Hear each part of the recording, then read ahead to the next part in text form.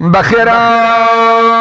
اي مانجي بفري هرسي قناه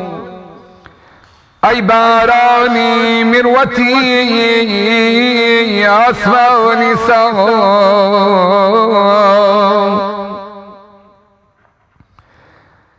اي باراني مروتي اسمعني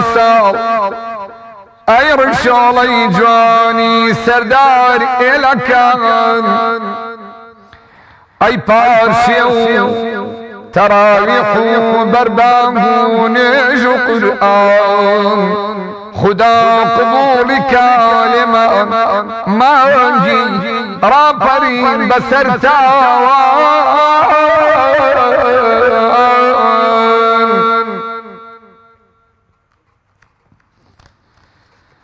آي عزيز بخيراتي امجارش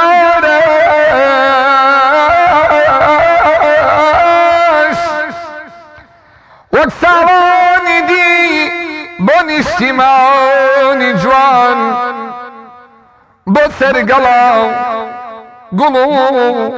قرديلو دار ارخوان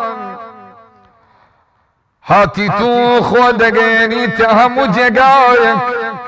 بوبك توري للسر يا حازني لم يحرامي مزقوتا ايش قري تو اي معشوقي دمو بخير هاتي قولي صار قولك كي شوار ورزي اجتماع رمضان بخير هاتي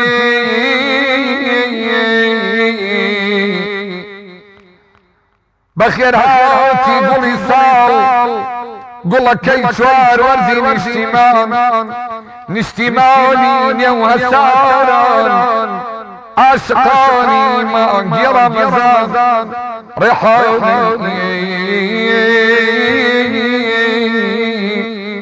سر سفرة واخوان لقوا نسيمي الشنايبة السمايا عليهم رمضان صلاة مرحبا يا بخير بيت يا دوسي دريم هنا ريزي رواوين مع الله ميواني عزيز الشيطان بولقايات ايمان كتابي اطفر لا مناجات حق بايت برايا الذي كنوا تسبيح شويت برنزايا نجي ترايح لقال نصيبي جايبة سمايا عليم رمضان صلاة مرحبا بخير بيت دوايا دوستي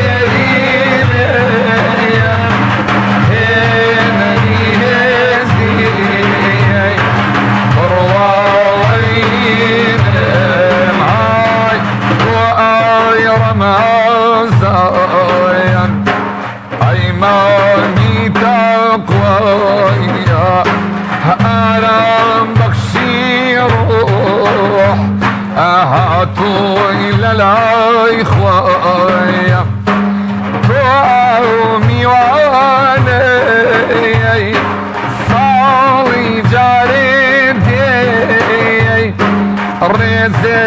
لسات شايو ضل خوشي داوي لقى نسيمي الله شرايبا السبايا عليم رمضايا صلاة مرحبايا خير بيك دوايا دوسي قريبة هيبني هزي والله حبيبي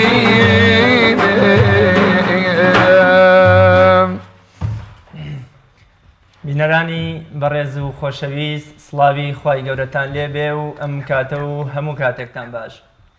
خۆم بە خۆشحاڵ و بەختەوە دەزانم لەگەڵ هاوکارە زۆر بەڕێزەکانم لە بەرنامەیەکی نوێی گوڵزاری ڕەمەزان بە دیداری ئێوەی زۆر بەڕێز و خۆشەویست دەگەینەوە.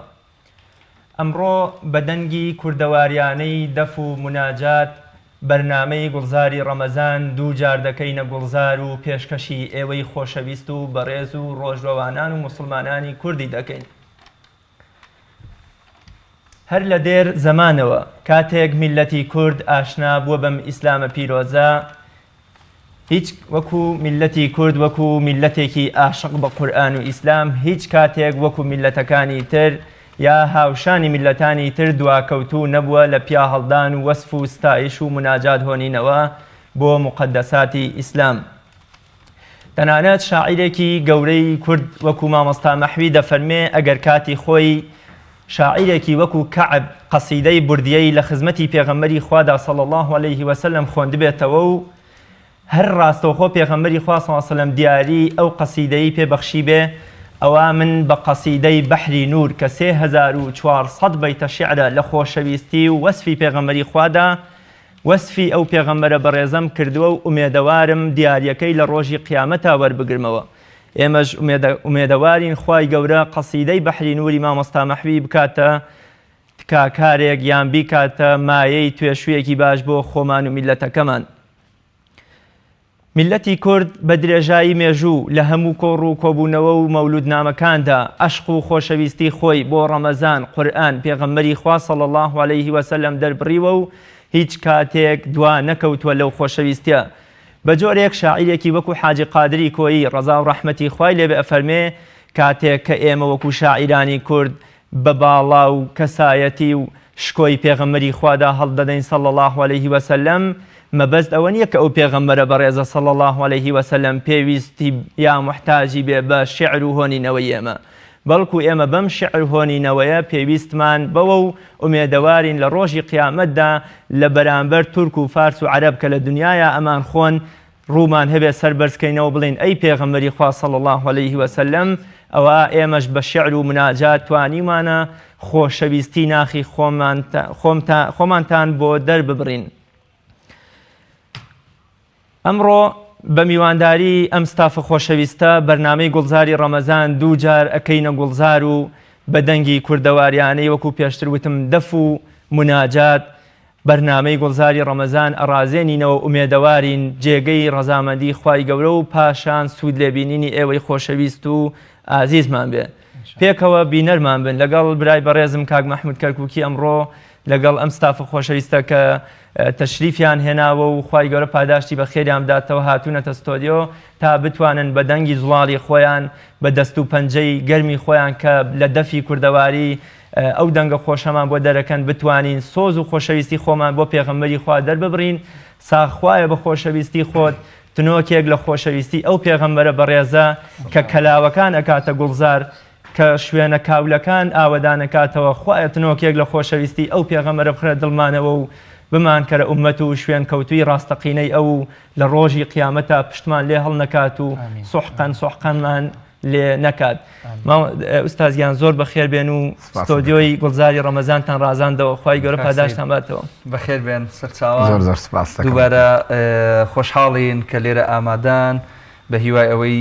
سەرکەوتو تەندروست باش بن، خوای گەورە تاعات و عیبادەتان لێ قبوڵکە ئینشاءالله کە بۆ خۆت ئەوەندە ئاگدار بم کە ماندووی بە حەقیقەت بە مزگەوت و بە کۆمەڵک مناسەبات و هات و چۆ و ئەمانەوە ئیشەڵا سەرکەوتو ئەبیت و خوای گەورە پشت و پەنات بێ بەخێر بێن ئێوەش بە هەمان شێوە خۆشەویستان هەر ساغ و سەلامەت بن هیوای تەندروستیی باش و تاعات و عیبادەتتان قبول ئینشاءڵڵا لای خی پەروەردگار. کاک سەید گیان لە کەرکووکەوە تەشریفتان هێناوە کاک سەید محەممەد جەباری سرودبێژی ناوداری شارە خۆشەویستەکەی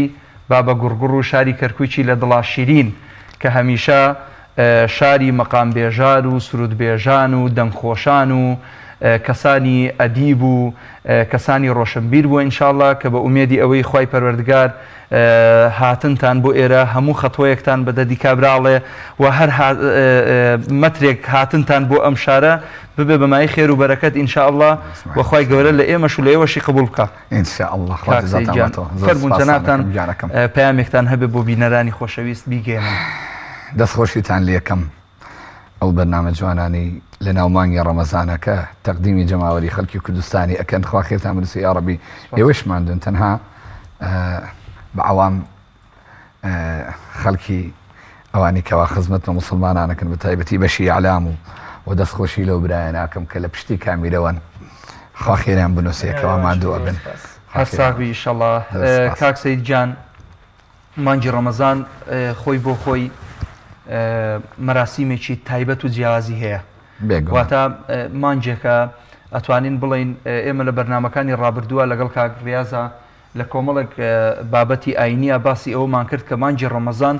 پەیوەندیەکی زۆر تند و تۆڵی هەیە بەلایەنی ڕۆحی و بەلایەنی عاتیفی ئینسانەوە. ئەمە خۆی بۆ خۆی وا ئەکا لە کۆمەڵێک مەسائلی حیاتە لە مەسائلی فقهیە لە مەسائلی با بڵین شەرعیە لە مەسائلی ینی ئەو مەسائلانەی کە من حەز ناکەم بچمە قوڵاییەوە کە تایبەتن بە ئاینی پیرۆزی ئیسلامەوە و تایبەتن بەو پرسیار وەڵامە شەرعیانەی کە ڕۆژانە ڕۆژوان پرسیار ئەکا لە مامەسایانی ئاینی. ئێمە ئەمڕۆ بەرنامەکەمان تەرخان کردووە بۆ لایەنێکی تری ڕۆحی ئەویش لایەنی سرود و شعر و ئاوازی ڕەسەن و کۆمەڵێک بابەتی هونەری. کاک ڕیاز تۆ ئەوەندەی من بزانم لەلایەنی ئەدەبی و هونەری و ئەوانەوە ماشەڵڵا دەوڵەمەندی فەرەنجێکی باشت هەیە اینجا چی بە مامۆستا ئەڵێی لە ڕووی وەڵی خۆی گەورە پاداشتیان داتەوە ئێمە بەڕاستی لە کۆمەلگەی کوردەواریە شانازیەکەین بە شاعیرەکانمانەوە یعنی کە دیوانی شاعیرێکەکەیتەوە نابینی شاعیرێکمان نەبێ لە مناجات و خۆشەویستیە بۆ پێغەمبەری خوا صلی الله علیه و سلم ئەڵێ ئەسپی خۆی تاو نەدابێ کاتێک کە سەیری بێسارانی و سەیدی و مەولەوی و نالی و مامۆستا مەحوی ئەەکەین کە 3400 بەیتە شیعری بۆ لە خۆشەویستی پێغەمبەری خوا صلی الله علیه و سلم بە ناوی قەسیدەی بەحری نور هۆنیوەتەوە ئەمە بۆ خۆی گەورەترین شانازیە بۆ ئێمە کە خانەقا و مزگەوتەکانمان توانی ئەنجا ئەوەی کە بەرهەمی شاعیرەکانمان بووە لە شعر ئێوە ئەمڕۆ توانی بتانە ئاوازێکی خۆش دەنگێکی خۆشی بەسەرا بکەن ئەوەی کە ئێوە ئەیڵێن و ئێمە گوێمان لێ ئەبێ و وەکۆڵێ دڵ و دەروونمان پێی ئارامە بێ هەر شعری ئەو شاعیرانەیە و خوای گەورە سەرکەوتوتان کاک سەید گیان ئەم بەرهەمەی یەکەم جار کە داخڵ بووین پێشکەشت کردین لەگەڵ نەسیمی شنەی بای سەبا ئەمە ئەتوانین بزانین هیچ شێ ئەم شێعرە زۆر خۆشە بخوا ئەوە لە هین ڕامکێشە لە ئەنتەرنێت بەڵێ وابزانم ناوی شاعیرەکەشم نووسیوە هەیە ئەگەنە من نووسی بێ داوای لێ بردنەکەم دیار ئەکیت ئەگەنە من نووسی بێ خۆی پەیوەندیم پێواکە زۆری وا هەیە کە شیعرەکەی خوێنم دوای ماشەڵڵا. چیت ئامادەی ئێستا پێشکەشی بینەرانی خۆشەویستی بکەی ئێمە حەزمان لێ کاتەکە زیاتر تەخاکەین بۆ گرەیمان لێ نەکایتر نازانم بەخوا خەڵکی ئەم دیوەیە ئەو دیوە ناوی ڕۆستەم خامۆشە بەڵێ خەڵکی لێرەوە ڕێز و خۆشەویستیمان بۆ برای شاعیرمان کاک ڕۆستەم خامۆژەیە من بە خزمەتی نەگەیشتووە لە هاوڕێ عەزیزەکانی ئێمە بەڵێ خەڵکی هەولێر ئەوی تریش بەڕێزت لەبیرت نییە 4-5 ساڵەکە بێ بەنەداوهین ئەیوب عەنەبیە مامۆستا ئەیوب عەنەبی خوا لێی خۆش بێ مەوالەکەی ئەو جا من هەر شتێکەوە مەسەلەن بگونجێ لەگەڵ ئاواز و مقامەکانی منە بەگەنی بکەم وەزن و قافیەی لەگەڵ ئیشەکانی منە ڕێک بێ ئیتر پەسەندی ئەەکەم و پێشکەشی ئەەکەم بۆ چیمان پێشکەشەکەی ئێستا ئەی مانگەکەی ڕۆژ و عیبادەت ئەی نەجادەری ئێمە لە زیلات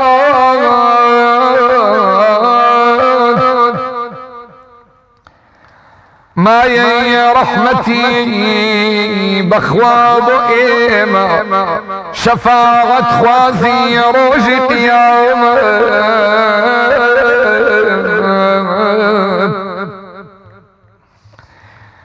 رجوت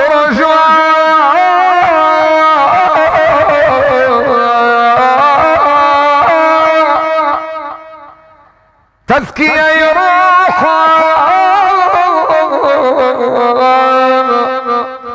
شو التراويح تسبيح طاغات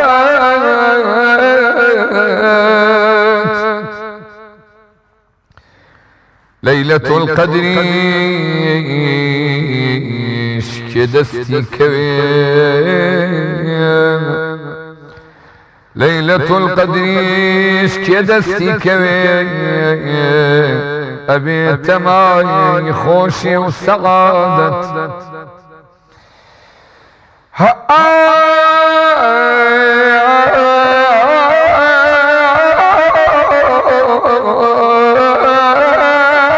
ليلة القدر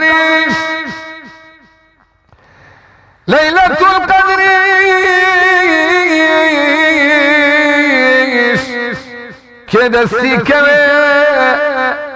أبيت معي خوشي وسعادة هداية من دين خداي مهربان تابرو بين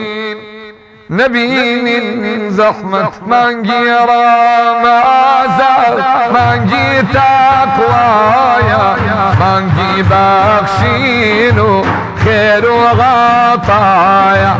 مانجي رامازا مانجي تقوايا مانجي بخشينو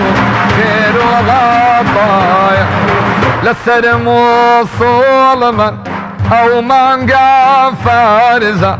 لو بايكي للا اخوة برزة لسار موصول من او مانجا فارزة لو بايكي للا اخوة برزة مانجي رمضان مانجي تقوايا مانجي بخشينو خير وغطايا مانجي رمضان مانجي تقوايا مانجي بخشينو خير وغطايا سنة وكفارزة فانزبح افتايا اجري او منقى بس لا اخوايا سنة وكفارزة فانزبح افتايا اجري او منقى بس لا اخوايا مانجي رمضان مانجي تقوايا مانجي بشيرو خير وعطايا مانجي رمضان مانجي تقوايا مانجي بشيرو خير وعطايا حكمتي زورة مانجي رمضان تعداد بازي آياتي قرآن حكمتي زورة مانجي رمضان تعداد بازي آياتي قرآن مانجي رمضان مانجي تقوايا مانجي باشينو عين وعطايا مانجي رمضان مانجي باشينو خير وعطايا ليلة القدر لما قادايا خير وباداشي كوتاينايا ليلة القدر لو من قادايا خير وباداشي كوتاينايا مانجي رمضان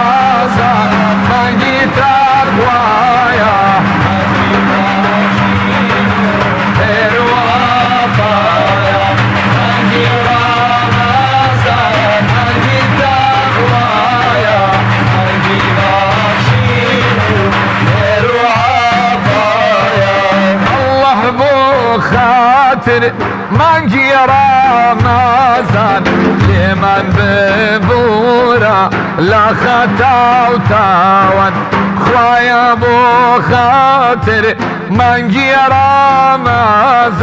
لمن ببورا لا خطا وتاوان مانجي رمضان مانجي تقوايا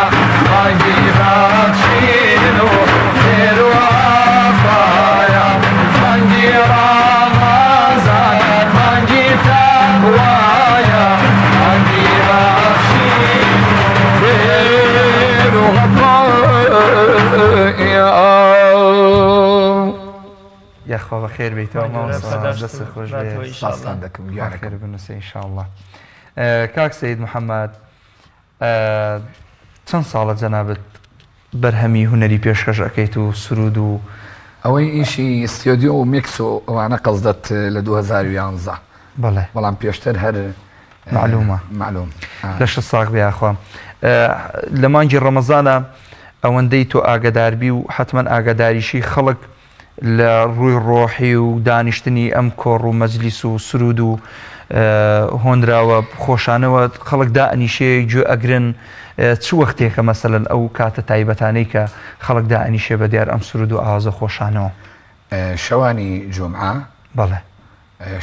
شەوی لەیلەت القەدر لە مانگی ڕەمەزانە مەقسەدت بەڵێ شەوی لەیلەت القەدر یا بەنزلەی منەوە بچمار کوێتر ئیشی منەوەیە لە پاشی تارای ڕۆیشتم ئەگەر بچمە سەردانیار کوێ مەجبورم ئەگەر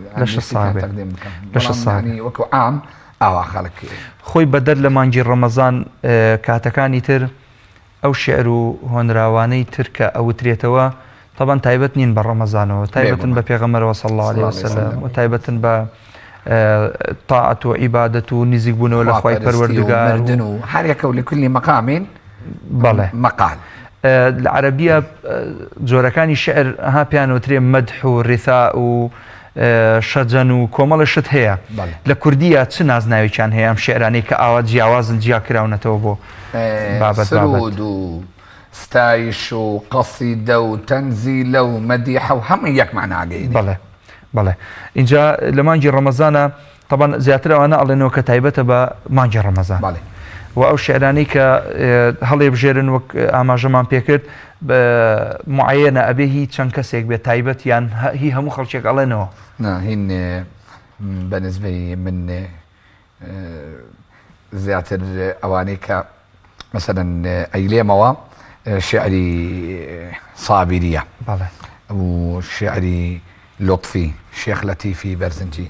ئەمانە من بەنسبەی خۆمەوە ئاوا پێی مرتاحترم بەڵام شاعیر وەکوتم شعرم شاعیر هەیە و شعرم بۆ ئەنووسێ دەستخۆشییان لێ ئەەکەم لە شاری هەولێر هەمە و لە کەرکووک هەمە و لە دەربەندی خان هەمە و لە جگەلەوەی کەوا ئەو شعرانیشی کەوا ڕایەکێشم لە ئەنتەرنێتەوە مەسەرەن دێتە پێش چاوم کە پەسەندیەکەم شاعر زۆر ئەوش هونەرە معلوم خوای گەورە ئەی بەخشێ بە ئادەمی زات خۆ هەموو کەس ناتوانێت شعر بنووسێ دیارە زیاتر سبحان الله و شێخ نەجمەدینی صابری بڵێن کە من زیاتر مرتاحم بە شعرەکانی کاتیانی سوودیشت لە شاعرانی کلاسیک وەرگرتووە باڵێ ئەوە زیاتر من ئیسفادەی لێەکەم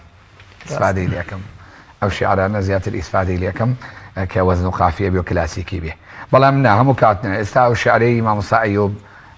کە ئێستا خوێنەوە ئەوە کلاسیکی نییە وەکو عەرەبی پیاڵێ نەثر بەڵێ وای وەزن و قافی نییە بەڵام کەلیماتەکانی بەقووەتە وشەکانی گەلێ بەقووەتە شاعرانی کلاسیکی ژوەر بگری بەڵێ وشەکانی مامۆستا سابری کرد خوا لێی خۆش بێ بەڵێ مامۆستا سابری سبحان الله وەلیش بووە یعنی تەنها ئەوە نیە یعنی ئەوە نەک بەس ئەو شاعرانی تر قانعی شاعر یاخود مەحوی یاخود شاعرەکانی تر کە ئێستا من لە بێرم نییە ئەو شاعرانە هەر هەموو وەلی بوونە يعني بەهرەمەندیکیان کە تیا بۆ خوا پیانی بەخشیوە خوای گەورە و میهرەبان ئێمە ئەو شعرانە کە ئەیلینەوە بەهرەمەندیە بە بنەماڵەتیایەنە سبحان الله کەسێکی تری هەنەیە ئێستا مامۆستا شێخ حسێنی بەرزنجی لە کەرکووک پێشنێژ و تار خوێنە و الان کەمێک بێتاقەت بوو والله ئەعلەم لە مزگەوت ناچێتە مزگەوت بەڵام هەر شعرێکمان مەقسەد بێ هەر شعرێکمان مەقسەد بێ ئەبینین بە درێژایی مێژوو ئەوەی کە ئێمە لە بیرمان لە حەفتاکان و شەستەکان بگرە لە زووتریشەوە لە نێو کۆمەڵی کوردەواریە دەف و مناجات و پیا هەڵدان بە پێغەمبەری خوا صلی الله علیه و سلم ڕازاندنەوەی مەولودنامەکان بۆ منە پێش نوێژی جومعە شەوانە لە بۆ منە لە تەکیە و خانەقاکانە سەیرەکەین ئەم دەف و مناجات و پیا هەڵگوتنە حزورێکی زۆری هەبووە ئەویش ڕۆحەکە چه ئاماژەیە بەمە تەسکیەی ڕۆحەکە ئەو ڕۆحە چۆن نفسی ئادەمی زاد تونوی ئەبێ و برسی ئەبێ ڕۆحش پێویستی بە تەغذیەکردنە ئەمەش جۆرێکە لە تەغذیەکردن ئێستا چاو حەز ناکە شتی جوان ببینێ بێگومان گوێ حەز ناکە شتی خۆش بویستێ عینی ئەمیش ڕۆحش پێویستی بە شتێکە جوان و ڕێک و پێک بێ خۆش بێ لە دەنگا وەزن و قافیەی وشەکانی بەهێز و بەقووەت بێ ئەدباتە دنیایەکی تر کە باسی مرگەکەی مردنەکەی مردنی باوک و باپیر و ئەوانەت ئەهێنێتە پێشی چاو تابوتی مەرگت هێنێتە پێش کە باسی مەدینەی پێغەمبەرێکی ساسەڵم قوب بە نازدارەکانی مەدینەی منەوەرە لە پێش چاوتە کاک سەید هەمیشە ئەگوترێنەوەکانی سەلاح الدین ئەیوبی ڕەزا ڕەحمەتی خوایان لەبێت زۆر عاشق و مشتاقی بۆ پێغەمبەری خوا صلی الله علیه و سلم ئەو خۆشەویستی و قوڵپیگریانی کە لە ناخی هەر تاکێکی میلەتی کووردا هەیە و بوونی هەیە مستحیلە لای هیچ میلەتێکی تر هەبێ ینی میلەتی کورد میلەتێکی زۆر عاشق بە پێغەمبەری خوا ئایا ئەم دەف و مناجات و خۆشەویستی و پیا هەڵگوتنەش هەر لەم خۆشەویستیەوە سەرچاوێکی تۆیان هۆکارێکی تری هەیە هەر میلەتی کورد دڵی حەنینە مشتاق بە پێغەمبەری خوا صلی الله علیه و سلم یەکسەر ئاتۆ ئێستا کەسێکی ئیماندارە مسلمان کاتێکە وتت سنەتە ئەمە سنەتە ئیتر ئەو لێرە چوار پەلێشکێ ڕاستە ئەمە حەقیقەتە کەواتە میلەتی کورد الحەمدوللا لەم مەیدانە نەیهێشتووە ئەسپی خۆی بگلێنێ یان دوا بکەوێ ینی ئەگەر پێش میلەتەکانی تر نەکەوت پێ وەکو حاجی قادری کۆی ئەفەرمێ بە ڕەحمەت بێ ئەوە ئێمە هیچ کاتێ دوا نەکەوتین لەم خۆشەویستی و پیا هەڵدان و ستایشە کەواتە خەڵی گوێ لە سرودێک و شتێکی ئاینی بگرێ باشتر تاوی گوێ لە مەسەڵەن گۆرانیەک و شتێکی بێگومان ئێمە لەوە تێپەڕێوین کاکە تەواو کاک سەیدەوە ئاوازانەی کاک مەحمەدیش قسە فەرمێ کە جەنابەت بەکارهێنی وەکوڵێ هەڵقڵاوی وەکوڵێ ئاوازی کوردەوارین ئاوازی کوردەوارین یام سوودتان لە ئاوازی میلەتەکانی تر وەرگرتووە ئەزانی چی ئێستا من وتم لكل مقام مقال کوردەواریش ئاوازی خۆی هەیە دوێنێش لە چاوپێکەوتنیەکی کەناڵی سپێدەیە ئەینی باسی ئەمەم کرد ئێمە ئێستا لە کەرکووک هەندی ئاواز هەیە ئەگەر لێرە بیلێنەوە تۆحفەیەکە هی شاری کەرکووکە و ئەویش نییە زۆر تەبیعیە و زۆر نازدارە تۆحفەی میلەتێکە چۆن من کەرکووکیم و شعری شاعرێکی چەمچەماڵ یاخود سلێمانی یاخود دەربەنی خان یاخود هەولێر ئەخوێنمەوە ئاوا ئەم مەقامەیش هی کەرکووکە مەقامی خورشیدی موسا عەلی مەردان کە مثلا وتویەتی یاخود مەقامی ئەڵڵا وەیسی خەڵک جاران نەیزانیوە ینی ئاستی مەسەڵ بەعزێ بووە جەنابیشت بەکاری ئەنی بەڵێ بچینە لای بەرهەمێکی تری کاک سەید ئەگەر ناوبڕێک ئامادەیە بچینە لای ناوبڕێکی کورت و دواتر دێنەوە خزمەتی خۆشەویستان و ئینشاءڵڵا ئەوەی کە کاک سەید ئامادەی کردووە بۆ بینەرانی خۆشەویستیاڵە فەرمۆن ناوبڕێک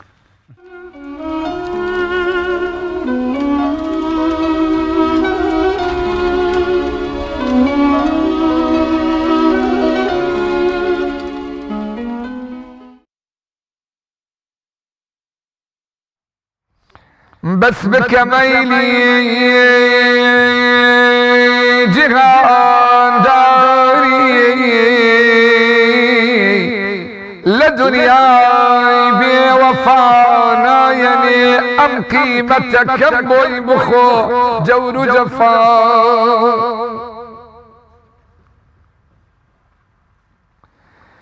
سغاتي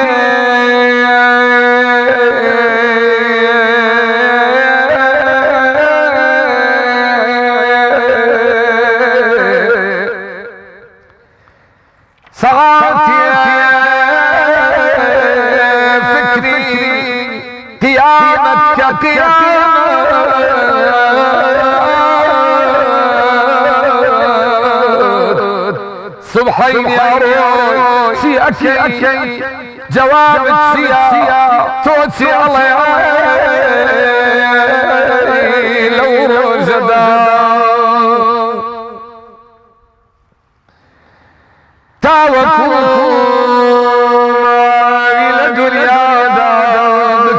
يخساني خد برادر تاوكو ما إلى دنيا بك يحساني خد قرنكي مسؤولة بي كيدي جوابي تؤداي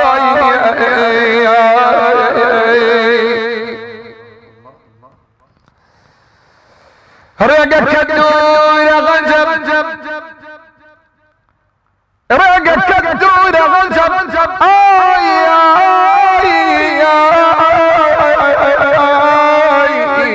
رقك الدور غنجب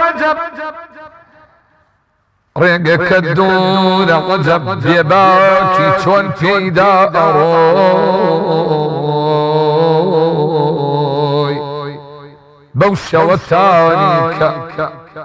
بوشة وتاريك بيت شو دليل وتراي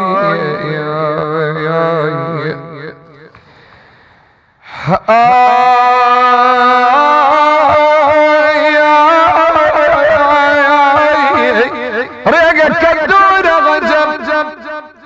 بيباكي شون تيدا أراي بوشة وتاريك بيت شو دليل وتراي رولك في حجرتي مولاك النجم دينته روح جانت روح مالت سرفي وكاي بالكو دزجير دبكاو اما مقامي خورشیدی بۆ هێشتا ماوە تاویترمان ماوە تایبەتە بە شاری کەرکووک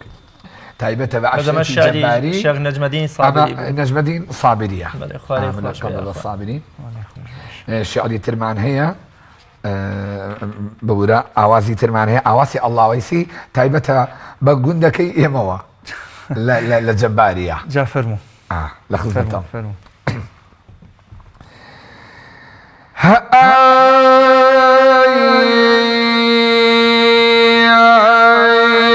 يا رسول الله نزلك مالي ميران بمن توباشكو ضلباه غرق غصيان بمن رورشي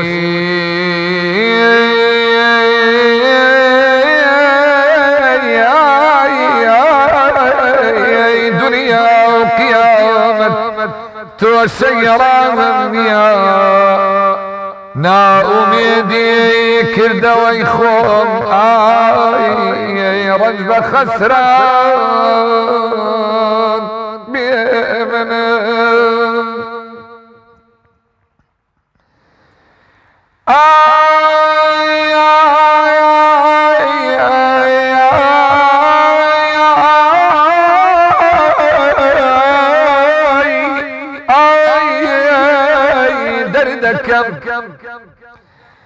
دردكم دردي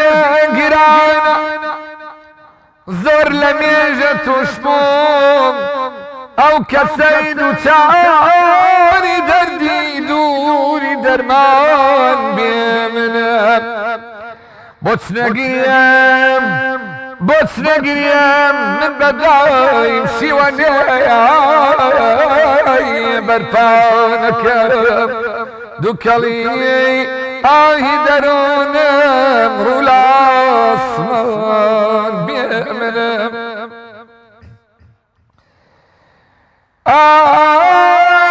ست پشیمانی و ندامت ست پشیمانی و ندامت ولنا وجل هل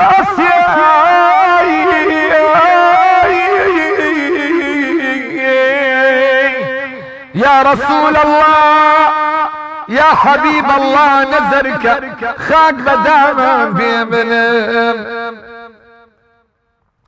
باركم يجار قرانا كسنيا دستاني دا دستنا وكشتي بدرخا غرقي طوفان بمن آي باركم يجار قرانا كسنيا دستاني دا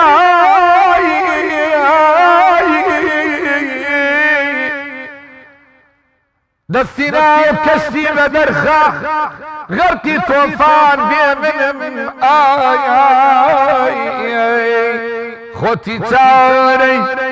خوتي تاري دردي لطفي يا شفيع المذنبين بينوى بغلاجه شاو بقريا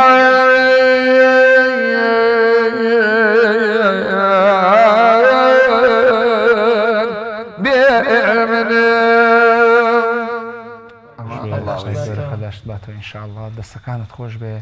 خوا خێر بنووسێ. بەڵێ بینەرانی بەڕێز و خۆشەویست، ئێمە بەردەوامین لەگەڵتان لە پێشکەشکردنی بەرنامەی گوڵزاری ڕەمەزان کە ڕۆژانە دێتە خزمەتی ئەوەی خۆشەویست. ئەم بەرنامەیە هەروەکو ئەزانن هەڵبەتە ڕاستە و خۆیە بە کۆمەڵک بڕگە و بابەتی نوێ ڕۆژانە دێتە خزمەتی ئێوە کە دیارە بڕگەی یەکەممان یاخود بڕگەی سەرەتای بەرنامەکە دەستپێکردنە بە بابەتی ڕۆژ و ڕۆژانە مامەسایکی ئاینی لە خزمەتی ئەبین لێرە، بەڵام ئەمڕۆ تەرخانمان کردووە بەلایەنی ڕۆحی و کاریگەری هونەری ئیسلامی و ئاواز و شعر و هونەری ڕەسەن و کوردەواری و ئاینی و کۆمەڵێک ئەم شعرە خۆشانە کە لێرەوە بە گوێ ئێوەی خۆشەویست و بەڕێزی ئەدەین بە میوانداری زۆر بەڕێز و خۆشەویست کاک سەید محەممەد جەباری و ئەو خۆشەویستانی تر کە لێرە ئامادەن ستافی بەڕێزی بە سوپاسەوە مەدەستخۆشییان لێ ئەەکەین و هیوای سەرکەوتنیان بۆ خوازین بە هومێدیەوەی کە خی گەورە تاعات و عیبادەتمان لێ قبولکە.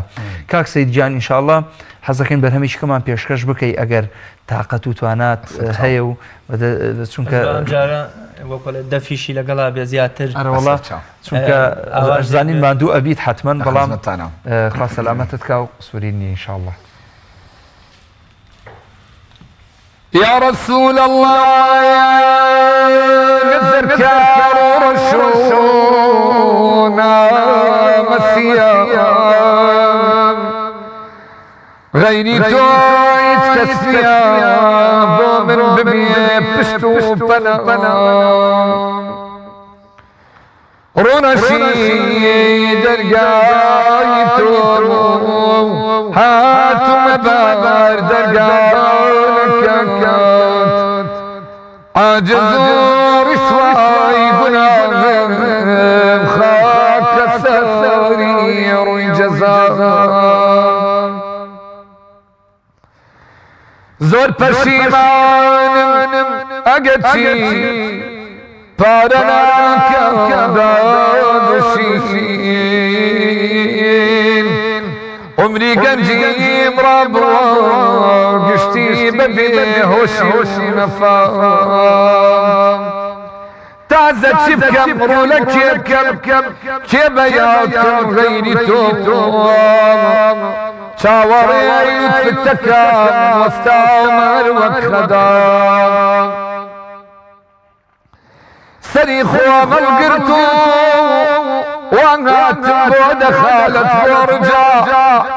بالكتور زدو مأيوسم أتوي خير لنا تركي فرزو سنة زورت فائدة ولد ساي خون بنسلي تو نزارم اي حبيبي لا ينام لطفي دردي زور قرانا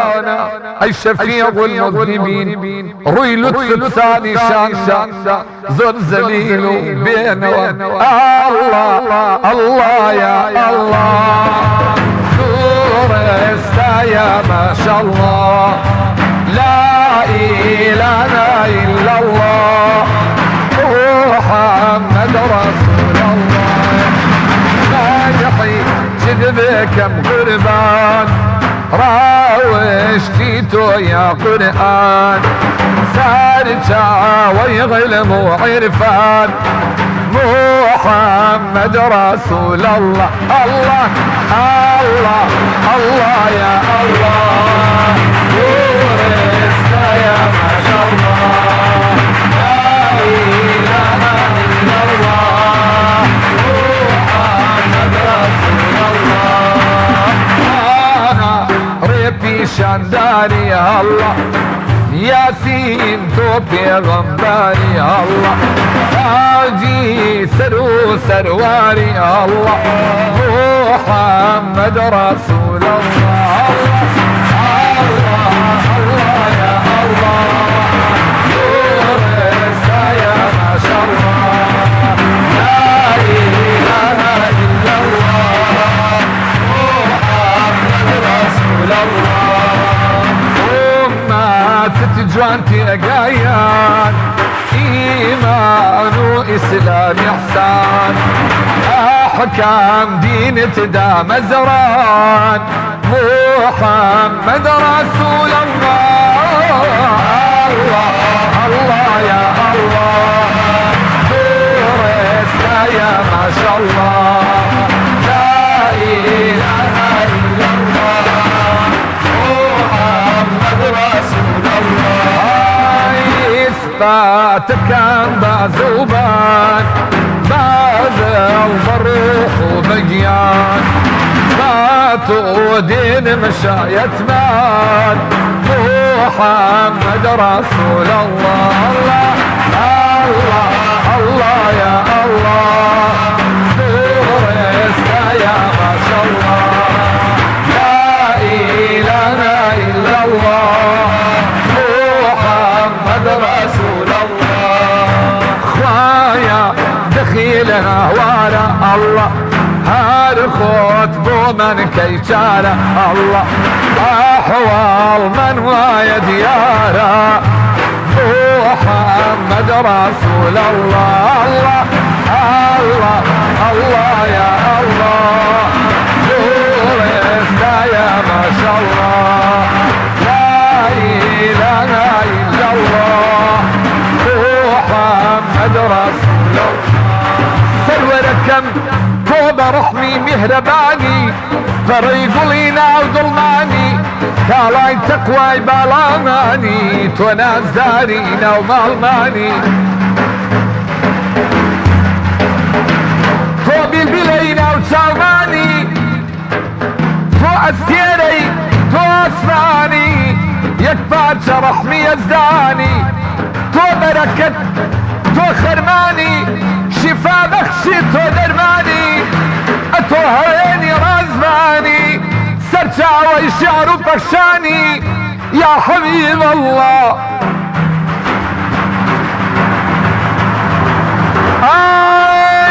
تو بيشوات تو ريبري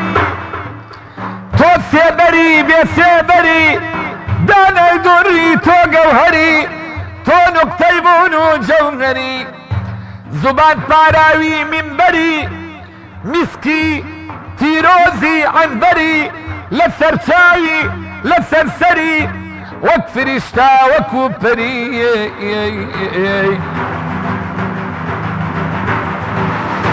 توم يا قردي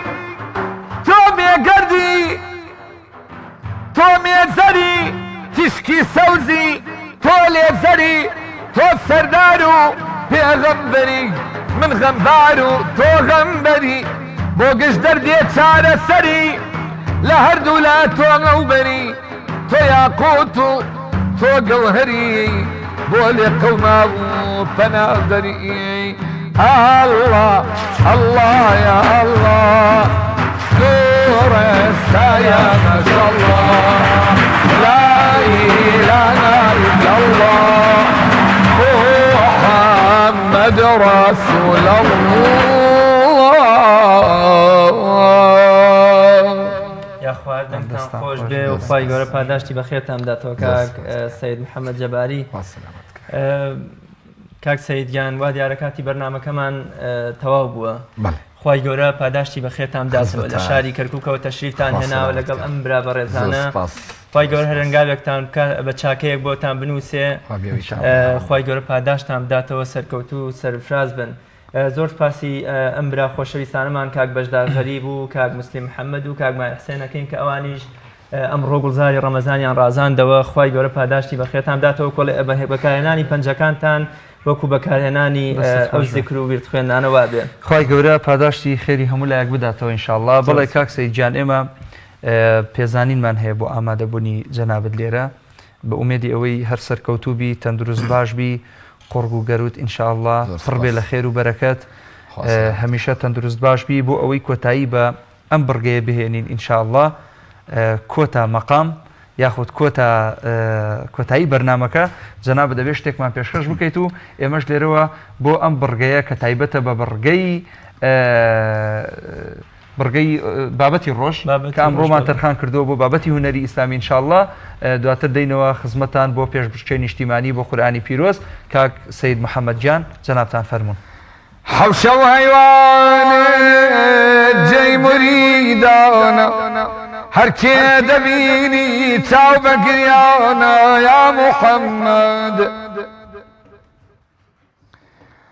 وتیان ببینە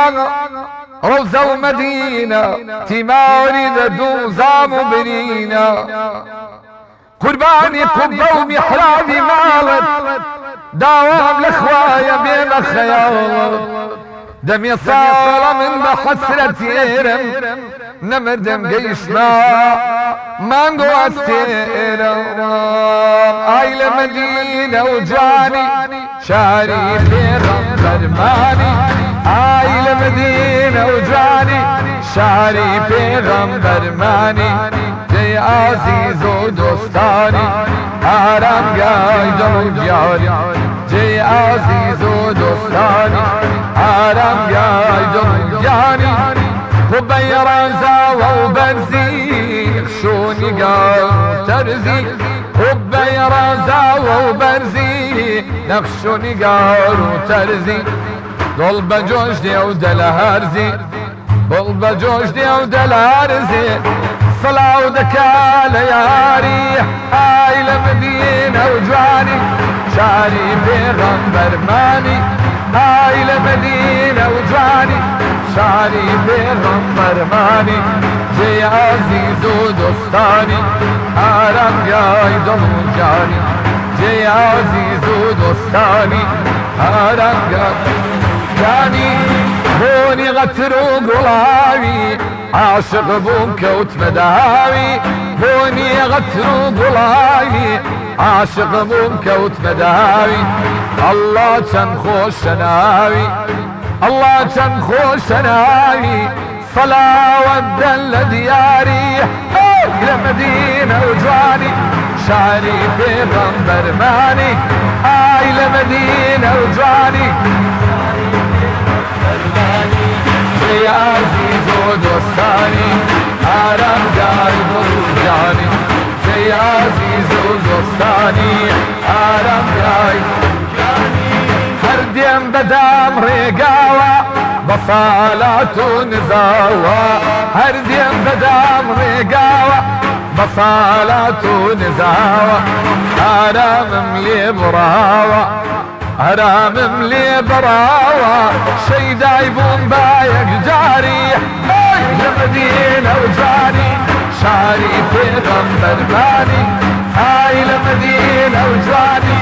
شاری پێغەمبەرمانی جێی عەزیز دۆستانی ئارامگای دڵ و جانی جێی عەزیز دۆستانی ئارامگای دڵ و جانی بەخایاڵ و ئەندێشە ئای چەندە دڵ پەرۆشە بەخایاڵ و ئەندێشە ئای چەندە دڵ پەرۆشە شاری مەدینە خۆشە شاری مەدینە خۆشە شەو و ڕۆژ بۆ سەردانی ئای لە مەدینە و جوانی شاری پێغەمبەرمانی ئای لە مەدینە و جوانی شاری پێغەمبەرمانی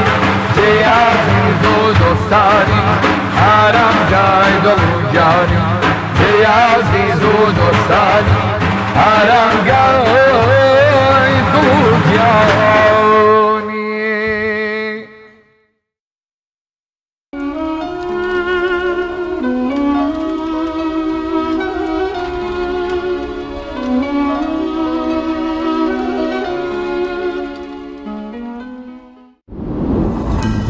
تۆپ ئارت تاکە بریکاری تۆڕی میدیایی کۆمەڵ بۆ دروستکردن و بڵاوکردنەوەی ڕیکلام. تۆپ ئارت کۆمپانیای دنیا دیکۆر.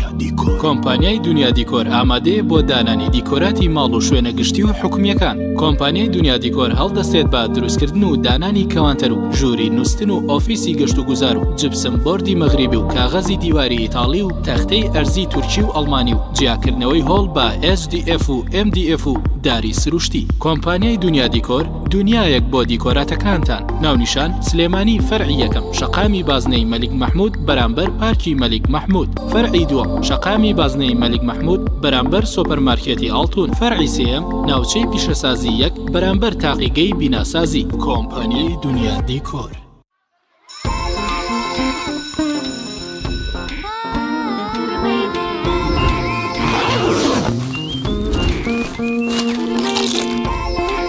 خرمەی دێ واردن بێت و خرمەی بێت. خێرە نا خرمەی دێ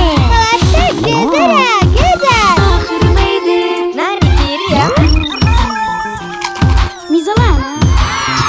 لوسی ئەشکرای کاودێ تربێ دەرکێنا خرمەی دێ لوسی بخۆشان هەڵتەکێنا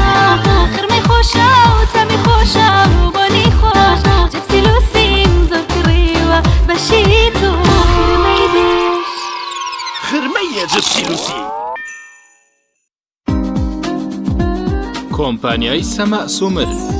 کۆمپانیای سەمە سومر بۆ بەرهەمی شیرەمەنی ئەوروپی. کۆمپانیای سەمە سومر تاکە بریکاری باوەڕپێکراوی شیرەمەنی ئەوروپیە لە سلێمانی بۆ سەرجەم مارکەکانی ڕۆنا و IBC بە تام و تەندروست. یەکجار تاقی بکەرەوە بۆ هەمیشە بێتە هاوڕێی خوانەکانتان. ناونیشان سلێمانی تەنیژ مزگەوتی گەورە. کۆمپانیای سەمە سومر.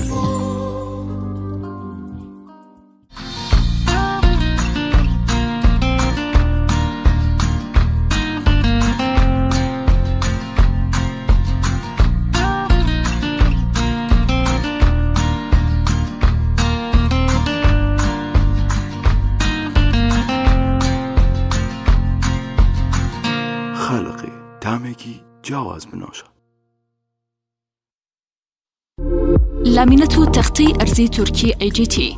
باشترین تەختەی ئەرزی تورکیا با بارزترین کوالیتی دروستکراوە. پێکاتوە لە چەند مواسەفاتێکی بەرز. ئەستوورەکەی 8 ملم و 10 ملیمە. حاشیەکەی لە ڕەنگی خۆیەتی. ناونیشان سلێمانی شەقامی بازنەی مەلیک مەحموود بەرامبەر بەنزیخانەی بینایی. پەیوەندی بکەن بەم ژمارانەوە 070 955 7650 070 955 7660. کۆمپانیای بەیزا. لە پێنە و بەرەنگەربوونەوەی قەیرانی دارایی بەیزا بە هەمان شێوەی ساڵانی پێشوو بەردەوام دەبێت لە فرۆشتنی کاڵەکانی باقیستی هەژدەمان. تاقمی ژووری میوانی مۆدێرن و کلاسیک بە باشترین کوالیتی. ژووری نووسنی دوونەفەری. سێتی نان خواردن. ژووری نووسنی گەنجان. هەموو پێداویستەکانی مۆبیلیاتی ئۆفیس و هەروەها دروستکردنی کەوانتەر بە نوێترین دیزاینی تورکی و جیهانی. دانانی پارکێت و دروستکردنی جەرگا و پەنجەرەی PVC. بەیزا مامی هاوڵاتیان.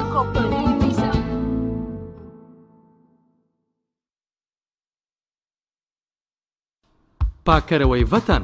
پاکەرەوەی ڤەتەن بۆ پاکردنەوەی قاپ، کەفێکی زۆر و بۆنێکی خۆش، خاوێنکردنەوەیکی تەندروست. تایبەتمەدی پاکەرەوەی ڤەتەن یەک دانە لە ڤەتەن بەرامبەر 3 دانێ لە پاکەرەوەکانی تر. پاکەرەوەی ڤەتەن بۆ پاکردنەوەی مافور و فەرش و مۆکێت دوای خاوێنکردنەوەی بە گەسکی کارەبایی. ڤەتەن گشت لە کەوپیسی چەوریەک لا ئەدات و نوێ ئەکاتەوە. بۆ ئەم بەهارە با جلوبەرگەکەت بە پاکەرەوەی ڤەتەن نەرم و بۆن خۆش بکرێت تا جیاواز بیت. خانمی بەڕێز بۆ ڕیمەجاری هەراسانی کردویت لە جیران پاکەرەوەی ڤەتەن بە دڵنیایی بەکاربێنن. قەنەفە و مێز و کورسی و گشت پێداویستەکانی ناوماڵ بە پاکەرەوەی ڤەتەن پاچیان بکەرەوە. بۆ یەکەم جار لە کوردستان و عێراق فاسی ڤەتەن بە بۆنی خۆش گەیشت. بۆ ئەوەی جلوبەرگەکانت بێ لەکە و هەمیشە پاک بێت فاسی ڤەتەن بەکاربهێنە. پاکەرەوەی ڤەتەن بۆ خاوێنکردنەوە و لادانی چەوری سەرتەباغەکانتان کە هەمیشە جوان و تەندروست دەبێت. پاکەرەوەی ڤەتەن بۆ خاوێنکردنەوە و لادانی کلسی کتری و چادان و مەخسەل و بانیۆ کە خەونی زۆری ئافرەتان بوو. ئامەشمان چارەسەر کرد بە مارکەی ڤەتەن.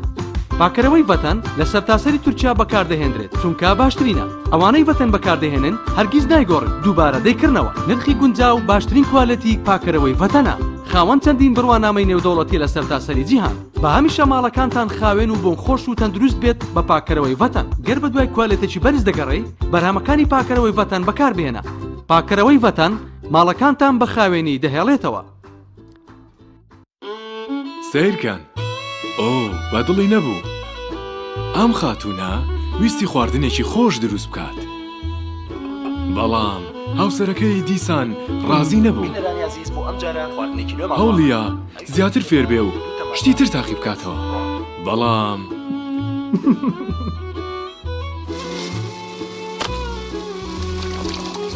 دڵنیا بوو ئەم جارە خواردنەکەی خۆش دەرەچێت ڕێگای زۆری تاقی کردەوە و سوودی نەبوو تا لە ڕیستۆرانتەکەی شێفکاوە نانیان خوارد و سەرسام بوون بە خواردنەکانی پرسیاریان لێ کرد سەرچاوی ئەم تام و چێژە چییە؟ ئەویش بانگی کردن بۆ چێشخانەکەی خۆی و بەرهەمەکانی ئەسپی ڕەشی پێناساندی ئەو زۆر گرنگی بە کوالیتی خواردنەکانی ئەدات و هەر بۆیە پێی وتن بەرهەمەکانی ئەسپی ڕەش بەکاردێنم تۆپ ئارت تاکە بریکاری تۆڕی میدیایی کۆمەڵ بۆ دروستکردن و بڵاوکردنەوەی ڕیکلام تۆپ ئارت